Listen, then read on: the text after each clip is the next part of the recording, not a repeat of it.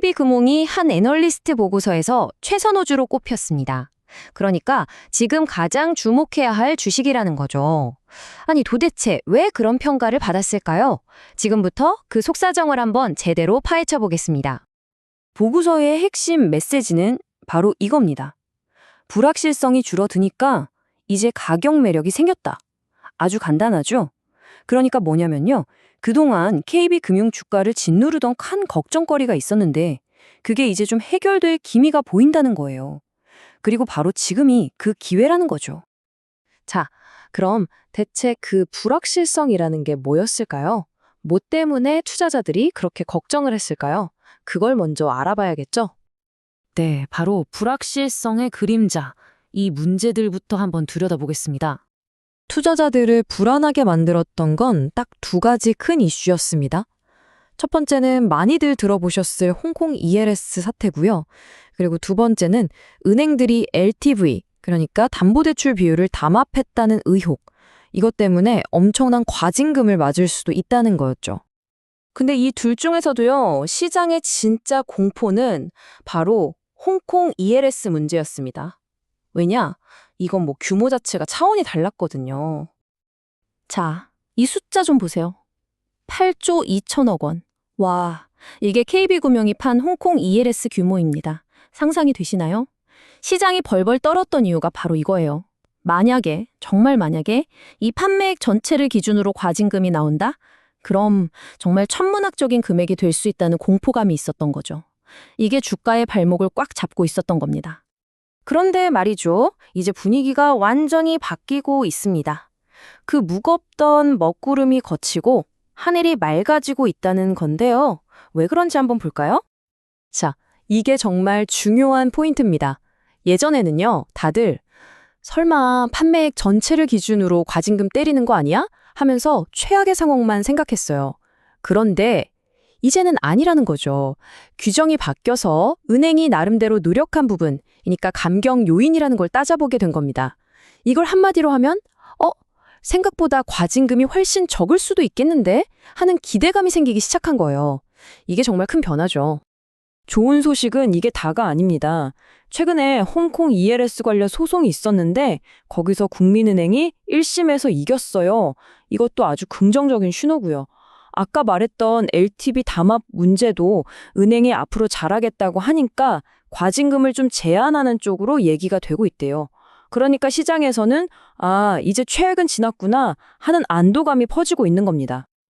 자, 이렇게 불확실성이라는 짙은 안개가 싹 걷히니까요. 그 뒤에 숨어있던 게 보이기 시작하는 거죠. 바로 KB금융의 아주 튼튼한 기초 체력. 우리가 펀더멘탈이라고 부르는 바로 그겁니다. 실적 전망을 한번 볼까요? 2025년 3분기 순이익이 약간 줄어들긴 했는데 뭐 이 정도는 시장에서 다 예상했던 수준이에요. 근데 진짜 재밌는 건 따로 있습니다. 순이자이익이나 순수수료이익, 그러니까 은행이 자기 본업으로 버는 돈은 오히려 늘었다는 거예요. 이게 뭘 의미하겠어요? 핵심 사업은 여전히 아주 잘 돌아가고 있다는 증거죠. 자, 다음 내용을 보려면 이거 하나는 꼭 알아야 합니다. 바로 CET1 비율이라는 건데요. 이름부터 어렵죠. 근데 전혀 복잡할 거 없어요. 그냥 은행의 체력 점수다. 이렇게 생각하시면 딱 맞습니다. 이 점수가 높을수록 위기가 와도 끄떡없는 튼튼한 은행이라는 뜻이에요.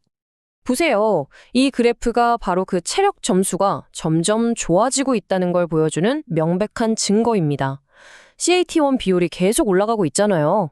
이게 무슨 말이냐면 돈도 잘 벌어서 차곡차곡 쌓아두고 있고 자본 관리도 아주 잘하고 있다는 거죠. 정말 좋은 신호입니다.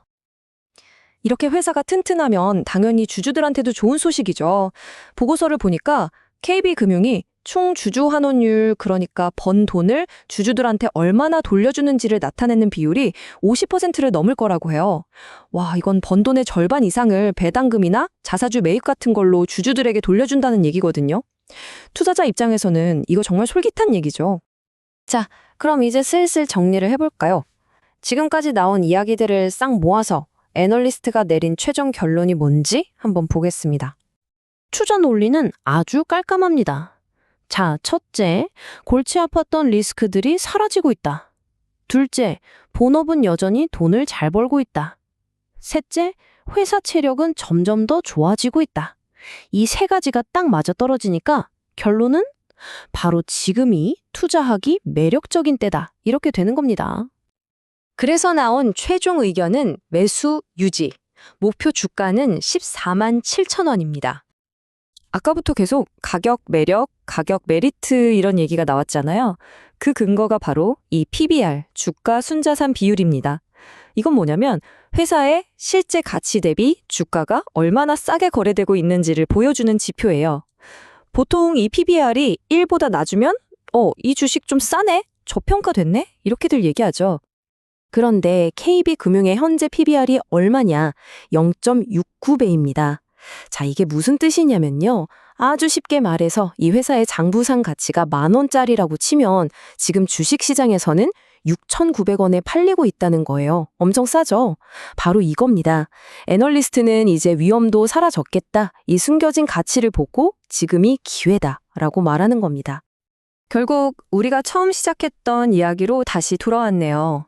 그동안 KB금융을 짓누르던 걱정거리들은 사라지고 그 뒤에 숨어있던 튼튼한 체력과 싼 가격이라는 매력이 이제야 빛을 보게 된 거죠. 그래서 최선호주다. 이게 바로 오늘 이야기의 최종 결론입니다. 자, 마지막으로 이런 질문을 한번 던져보고 싶네요. 오늘 KB금융 얘기를 했지만 사실 이런 리스크 해소는 다른 대형은행들도 마찬가지거든요.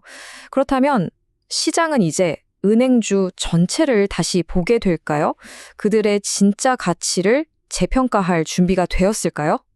여러분은 어떻게 생각하시나요?